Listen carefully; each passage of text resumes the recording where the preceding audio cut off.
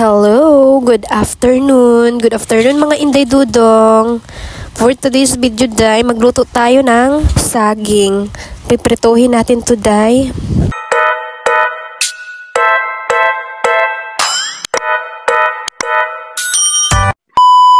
Magsasampay muna ako mga day. Naglaba kasi ako day, hindi na ako nakapag-video ha. Kasi marami akong labahin, hindi na, para mabilisan na bang gawa. Ayun, so magsampay na ako dito day. Mga uniform to, mga damit namin na marami-rami din to day mga nilabhan ko kasi nga isang linggo din to naming labahin namin. Pasensya na kayo sa boses ko mga day. Kasi nga talagang masama yung pakiramdam ko day. Inuubos sipon na ako day. Noong nakaraan pa to nangangati. Ngayon day inubos sipon ako day. So masakit pa yung ulo ko. Kaya yun. So ayan, magsampay tayo hanggang matapos. Kasi tingnan yung panahon, makulimlim din day. Ewan ko na lang, puro na lang ulan dito sa amin day. Wala man lang katigil-tigil na to. Ano nangyari? Tapos umiinit pa. Iinit, uulan. Kaya nagkakasakit yung mga tao dahil syempre naambunan, nauulanan, galing sa init. Kaya magdala ng payong, tubig, para iwas sa iwas sa sakit ba. Tapos yung kasama namin dito nahimatay day sa sobra siguro init day. Nahimatay siya sa dito sa daan sa amin, yung aming kapitbahay. Siguro puyat din siguro, kaya yun. Tapos ang panahon kasi ngayon napakainit tapos biglang ulan. Mga ganun ang sistema dito day. Hindi na sana ako maglalaba day kasi nga makulimlim. Kailangan ko na din maglaba. Kailangan ko na din kasi wala na kami susuotin day kung hindi ako maglaba. Kawawa naman yung aking mag-ama. Mga uniform nila. Tsaka araw-araw nilang sinusuot. Wala na silang masusuot. Kaya, ayan, maglalaba na lang talaga tayo nito. Kahit makulimlim, matagal na naman tumatuyo day. Kaya nag-downy ako para di mangamoy. Kasi pag di ka mag-downy day, amoy bakag day. Matulad nung nakaraan day na naglaba ako ng kumot day. So, umuulan ng malakas. Hindi natuyo yung aking ang tagal niya natuyo. Agoy day. Pagka natuyo na siya day, ang baho niya day. Sabi ko, ano ba to? Inulit ko na lang maglaba day. Kaya ang baho talaga niya day. Hindi talaga siya pwedeng gamitin kasi hindi mo masisipmura yung amoy. Dahil nga walang downy yung nilagay ko. Kaya ngayon, nag-downy na ako day. Kaya kung hindi man to agad matuyo, hindi siya mamamaho kasi antibac naman din tong nilagay ko kasi di siya namamaho pagka ganun. Mahirap talaga pag puro tag-ulan, ano ba nangyari ngayon? Tag-ulan na lang ng tag-ulan, wala nang init. Mag-init man, biglang init, biglang ulan, kaya nagkakasakit yung mga tao day. But then I found a new light, a light that shone so bright. It showed me the way, it showed me the truth, and it gave me back my faith, my youth.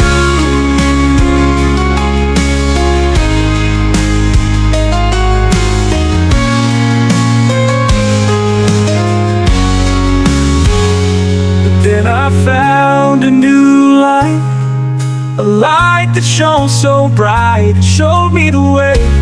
2,000 years later. Natapos din ako sa pagsasampay mga day. Ayan na. Marami-rami din yung nalabhan ko day Tingnan nyo naman, napakadami. Hi mga guys, magluto tayo. Prito tayo ng isda tuloy. Magprito tayo ng saging. Signog na siya day. Yung biscuit mo na gawa tayo ng merienda.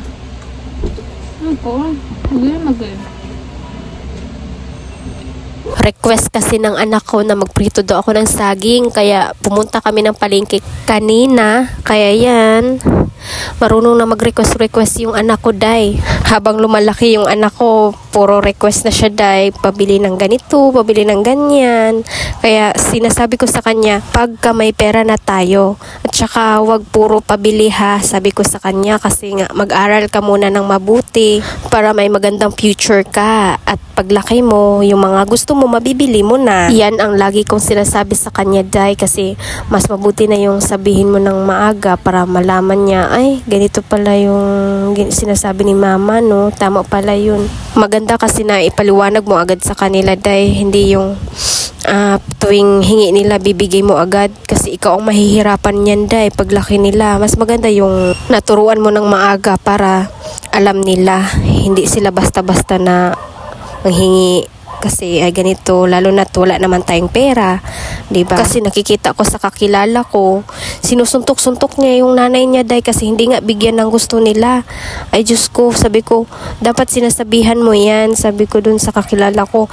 Kasi yung anak ko, pag sinasabihan ko na wala tayong pera, manahimik na lang yung anak ko, day, kasi pinapaliwanag ko kasi bakit hindi tayo bibili ng ganyan ng gusto mo, kasi nga kailangan pa natin ng bumili ng ating pagkain, yung mga pangangailangan sa loob ng bahay.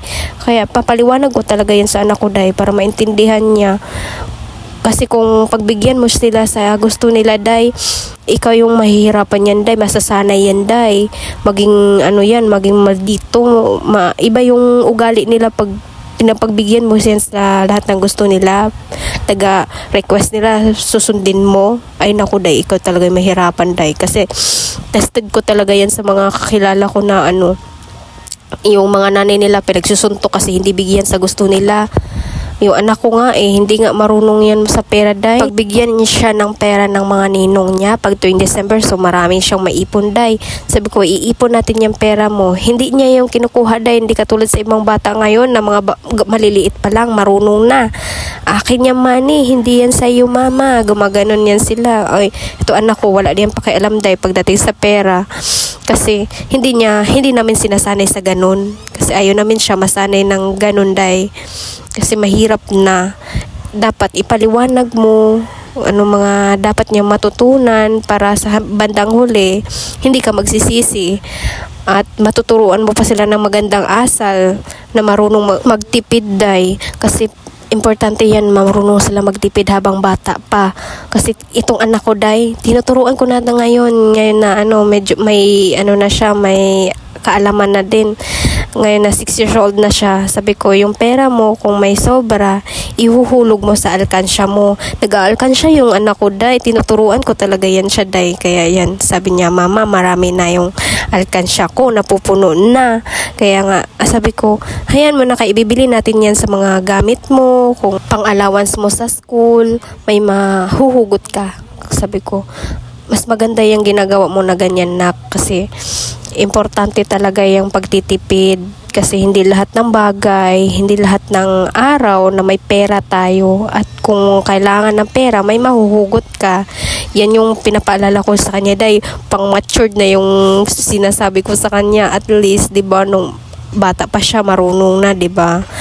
Yun yung maganda sa lahat ng bagay na ituturo natin. Isa dapat natin yan sa ituturo sa ating anak. Sa panahon ngayon, mga day, kailangan talagang magtipid dahil ang mahal ng mga bilihin ngayon. Tumataas yung mga bilihin. Diyos ko, tumataas yung sahod, tumataas din yung bilihin, day. Kaya, hindi biro ang pera, day. Hanapin. Kung ka talaga ng pera, hindi mo yan mapupulot kung saan-saan. Kailangan mo mo yan, magbalat ka ng buto. Diba? Paghirapan mo talaga. Ang hirap pa naman kumita ng pera na ngayon. Diyos ko, day. Sa totoo lang. Kaya grabe ang tipid-tipid namin. Pinagkakasya ko talaga yung yung pangkinsenas namin, mga day. Kasi kailangan talaga, day. Kasi hindi pwedeng ibili mo lahat. Nako. Paano pag may emergency, wala ka na mahuhugot, day, dahil na ibili mo na lahat.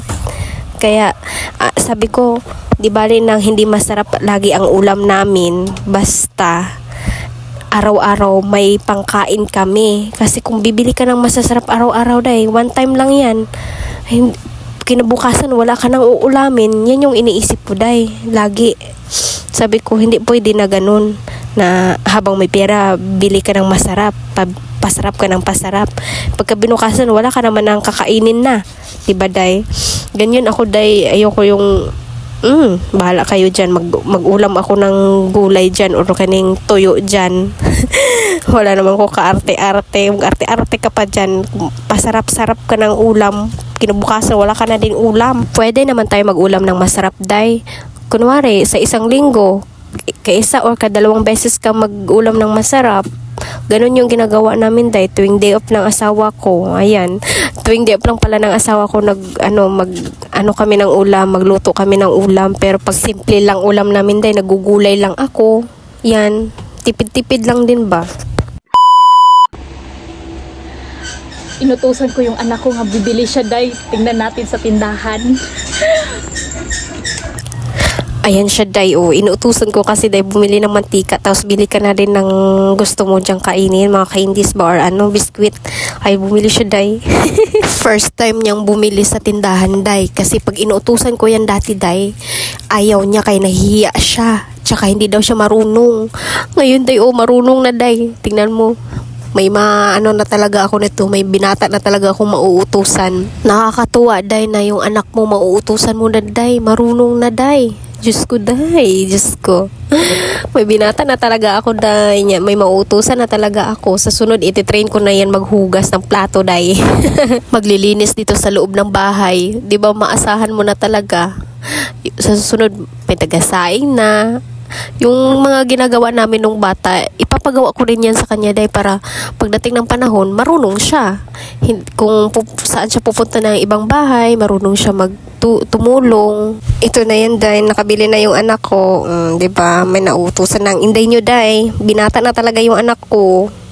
Nakaka-proud. Thank you, Lord, for your love so true, for your mercy ever new.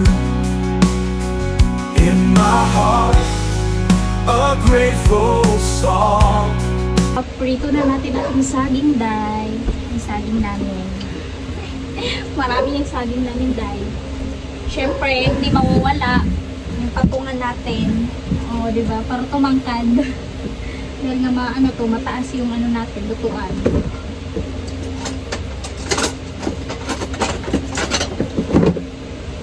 Kaya patong-patong lang muna ang inday nyo. Kasi pinulang sa height ang inday nyo eh.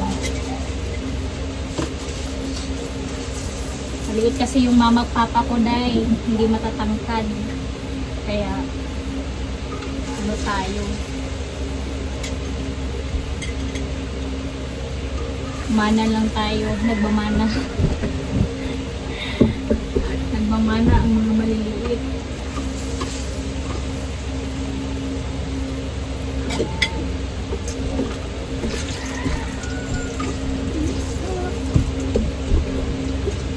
Pakita ko sa inyo, day.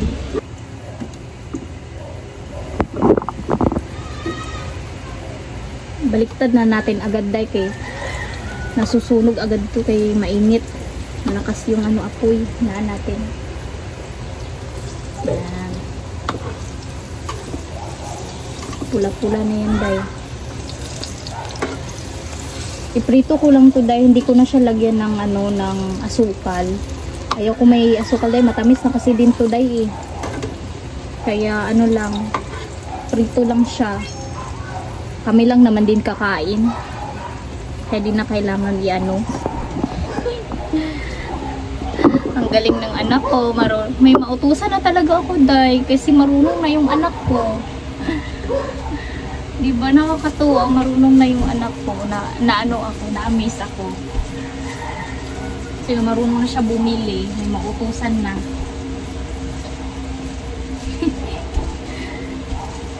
Ang init, day. Pakainit.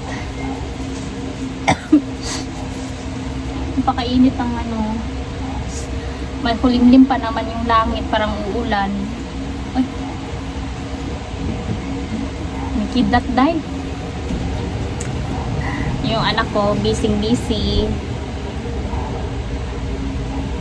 pag inutusan ko lang siya dahil na sinabihan ko, bumili ka kaya mantika, di ba bumibili ka na sa school? Kasi nakita ko nga siya sa school, bumibili na siya, yung baon niya dahil hindi niya binibili sa loob ng school.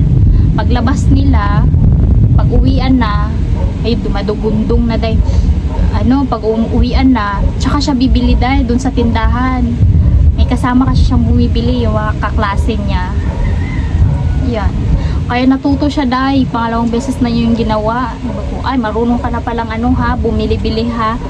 Utusan kita ha pag ay pag may utos akong pabili sa tindahan, marunong ka na pala. Wait lang dahil parang nasusunog na to. Pang second batch na natin dahil.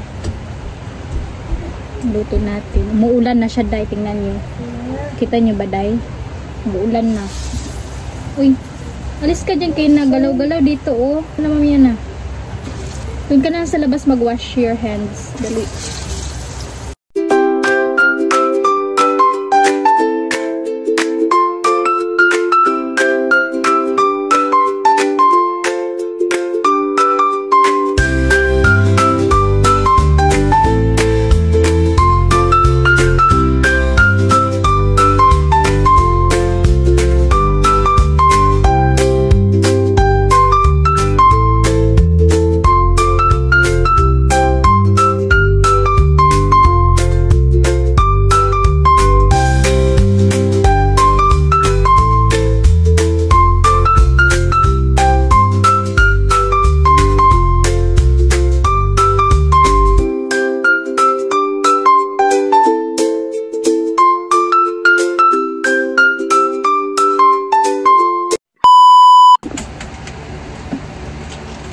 Ayun na dahil, paluto na.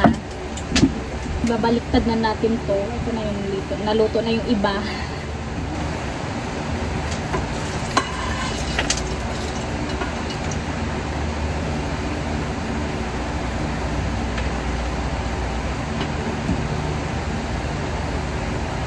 Yan, yung saging natin. Okay. Merienda na tayo. Kain tayo mga day. Ayoko magkape dahil. Gusto mo mag-milk, Jom? Inom ka na milk? Ayaw mo? Ayaw din ng anak ko. Kuha ka ng Tinidor dyan.